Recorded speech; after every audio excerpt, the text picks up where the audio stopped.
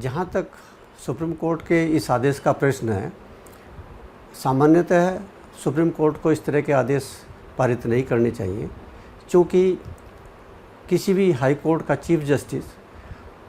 उस high court के सभी दीवानी, सिविल और सभी प्रकार के मामलों का मास्टर ऑफ द रोस्टर होता है और उसका यह अधिकार है कि वो किसी भी आपराधिक या सिविल या किसी अन्य प्रकार के मामलों को किसी भी जज को सुनवाई के लिए नियुक्त कर दे। इसलिए सुप्रीम कोर्ट का यह निर्णय chief justice of Allahabad high court के क्षेत्राधिकार में अतिक्रमण की श्रेणी में मैं मानता हूँ। सर, मेरा दूसरा प्रश्न ये है कि हाई कोर्ट जज द्वारा दिया गया फैसला कानूनी तौर पर क्या इतना गलत है कि सुप्रीम कोर्ट ने संबंधित जज की बेंच में कभी भी आपराधिक मामले के सुनवाने पर रोक ही लगा दी गई? मेरा ऐसा मानना है कि किसी भी जज से एक निर्णय देते समय कोई विधिक त्रुटि हो सकती है, लेकिन इसका यह तात्पर्य नहीं है कि माननीय सर्वोच्च न्यायालय किसी ऐसे निर्णय के विरुद्ध अपील के अंदर उस जज के विरुद्ध इस तरह की टिप्पणी करे और हमेशा के लिए उस जज से क्रिमिनल का क्षेत्राधिकार छीनने के लिए संबंधित मुख्य न्यायाधीश को निर्देशित या उनसे याचना करें। ये इतनी बड़ी गलती है क्या सर? देखिए, जब भी कोई भी जज, चाहे वो ट्रायल कोर्ट का जज हो, चाहे हाई कोर्ट का जज हो या सुप्रीम कोर्ट का भी जज हो, गलती एक स्वाभाविक है।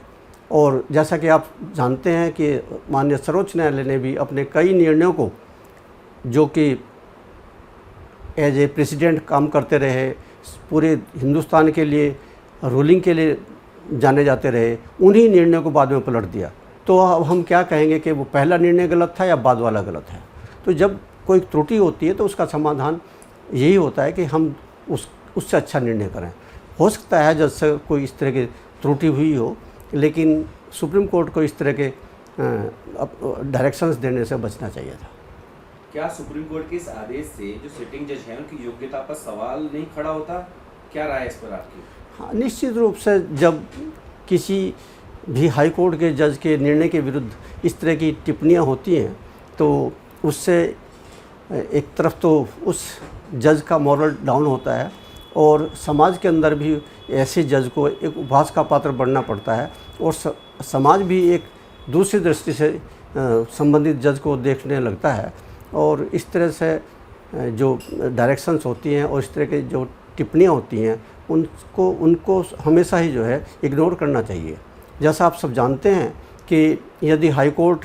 का कोई भी जज किसी सबॉर्डिनेट, नहीं कह रहा हूँ कि जो निचली अदालतें हैं उनके किसी जज के खिलाफ़ कोई टिप्पणी करते हैं तो सुप्रीम कोर्ट उन टिप्पणियों को एक्सपंज कर देते हैं और ये कहते हैं कि जज को सुनवाई का मौका नहीं मिला और